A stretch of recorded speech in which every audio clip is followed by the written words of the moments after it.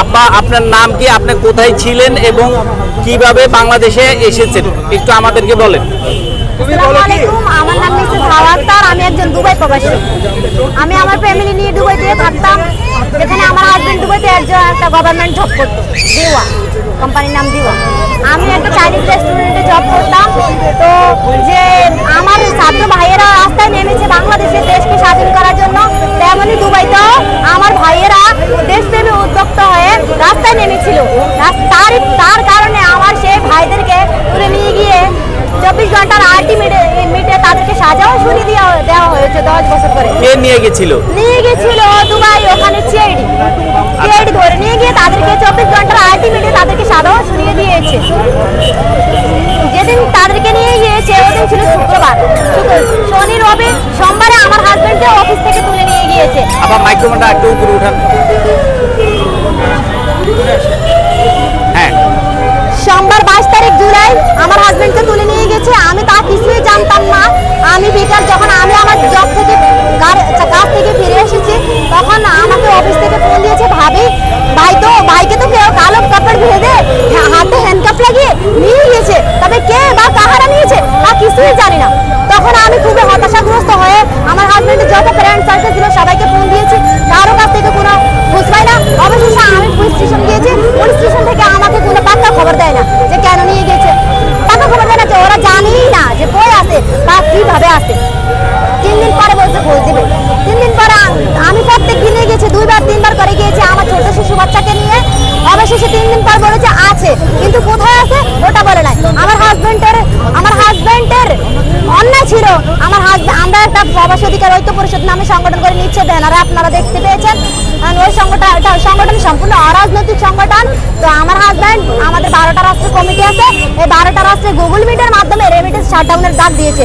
এই রেমিটেন্স শাটডাউনের ডাক দেওয়ার কারণে আমার প্রবাসী ভাইয়েরা রেমিটেন্স পাঠানো বন্ধ করে দিয়েছে, যার ফলে বাংলাদেশের অর্থনৈতিক চাকা পাঞ্চার হয়ে গেছে, যা এক কথায় অন্ধকার হয়ে গেছে। বাংলাদেশ টাকা আসে না, ব্যাংকে বন্ধ হয়ে গেছে, শেখ হাসিনা নিচে তলিয়ে গিয়েছে।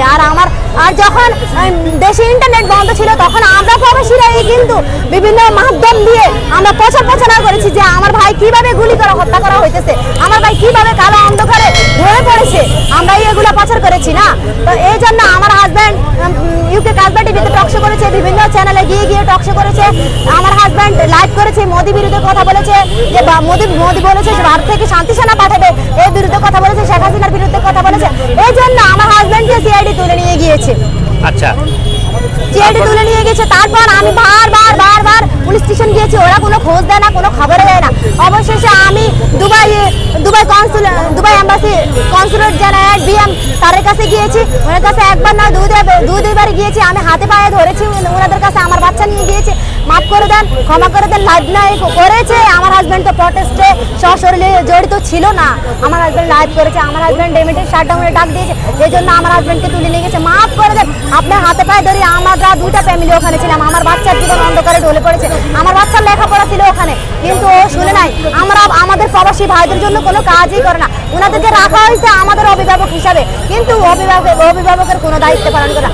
অভিভাবক যখন সন্তানকে দুধ না দেয়, অভিভাবক যখন সন্তানকে খাবার না দেয়, তখন সন্তান কান্না করবে না কি করবে? তেমনি আমরাও কান্না করেছি, কিন্তু আমাদের মুখে খাবার দেয় না আমাদের অভিভাবক। তারপর আমার হাজব্যান্ড 12 দিন পরে আমাকে ফোন করে। অভিভাবকটাকে কাকে মিন করতেছেন আপনি? বিএম জামাল, যার কাছে আমি স্বয়ং সশরীরে লেগেছে, উনাকে আমাদের অভিভাবক হিসাবে এম্বাসিতে কনসুলেট হিসাবে বসানো হয় নাই। অবশ্যই দুবাইতে, জি দুবাইতে বিএম জামাল, যিনি গভর্নমেন্টের একজন 5-6টা দালাল। এক কথায় 5-6টা দালাল। যদি দালালি না হতো তাহলে উনি আমাদের যে সাধারণ প্রবাসী ভাই এখনো পর্যন্ত জেলের পিছে কালো অন্ধকারে পুষে মরতেছে, তাদের জন্য কাজ করতো, কিন্তু কোনো কাজই করে না তিনি কোনো কাজই করে না। তারপর 12 দিন পরে আমার হাজব্যান্ড আমাকে ফোন করেছে যে আমাকে তো এতদিন আন্ডারগ্রাউন্ড জেলে রাখা হয়েছে, যেখানে ঠিকমতো খাবার দেয় নাই, যেখানে ঠান্ডা, যেখানে কোনো কাপড় নাই, কোনো বস্ত্র নাই, যেখানে একটা কাঁথা নাই। শীতার্থ অবস্থায় ফুট পাইচা জ্বরে মরে গেছে, কোনো খবর নেয় নাই। ওখানে কালো কাপড় বাঁধে হাতে হ্যান্ডকাপ পরিয়ে রাখা হয়েছে। অবশেষে আমার হাজব্যান্ডকে ডিপোর্ট করে বাংলাদেশ দুবাই এয়ারপোর্টে পাঠিয়ে দিয়েছে। আমাকে, আমার দুই বাচ্চাকে, আমার হাজবেন্ডের আরেক ওয়াইফ আছে, সবাইকে ক্যান্সেল করে ওখান থেকে পাঠিয়ে দিয়েছে। আমার হাজবেন্ডকে রেড করে পাঠিয়ে দিয়েছে। যখন আমি আমার হাজবেন্ড থেকে শুনতে পারলাম যে এই বর্ণনা দিলে আমার হাজবেন্ড কিভাবে ওনাকে রাখা হয়েছে, কিভাবে আমি সেই বাকি 57 জন, যে 57 জন ভাই জেলের কালো অন্ধকারে, কালো কুঠি ঘরে পড়ে আছে, যে আমাদের শুধু দুবাই, বাংলাদেশে আয়নাঘর না, দুবাইতে আয়নাঘর আছে, যে আয়নাঘরে আমার ভাইকে, আমার ভাইদেরকে আয়নাঘরের পিছনে লুকিয়ে বন্দি করে রাখা হয়েছে। সে 57 জন নয়, আরো অনেকে খুঁজে পাওয়া যাচ্ছে না। আমি ওই ভাইদেরকে দ্রুত বাংলার মাটিতে ফিরে চাই, নেই তো ওদের কর্মস্থলে ফিরে চাই। আমার যে মা বোন কান্না করতেছে, আমার যে বাবা, আমার যে সন্তান, স্ত্রী সন্তান কান্না করতেছে তাদের স্বামীর জন্য, আমি সেই স্ত্রী সন্তানের বুকে তাদের স্ত্রী সন্তানকে, তাদের স্বামীকে ফিরিয়ে চাই।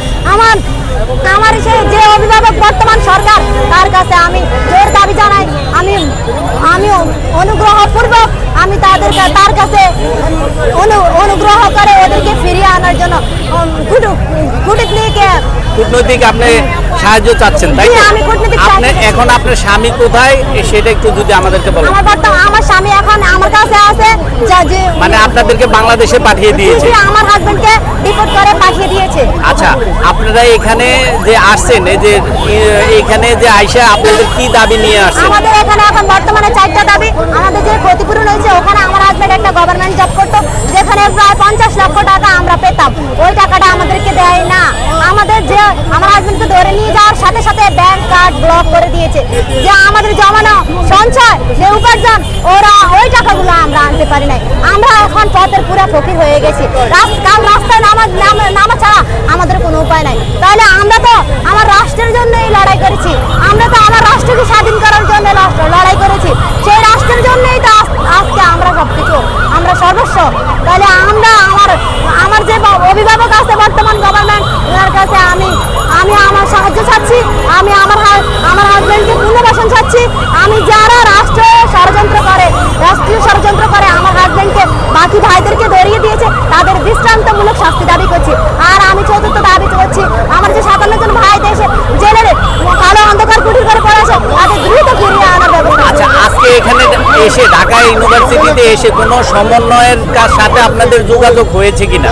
কোনো সমন্বয় বলতে, হ্যাঁ, কোনো সমন্বয় বলতে কোঠা বিরোধী যারা আন্দোলন করছে, যারা সমন্বয়, যারা নেতৃত্ব দিয়েছেন, তাদের সাথে কি আপনাদের এই ঢাকা ইউনিভার্সিটিতে এসে যোগাযোগ হয়েছে কিনা?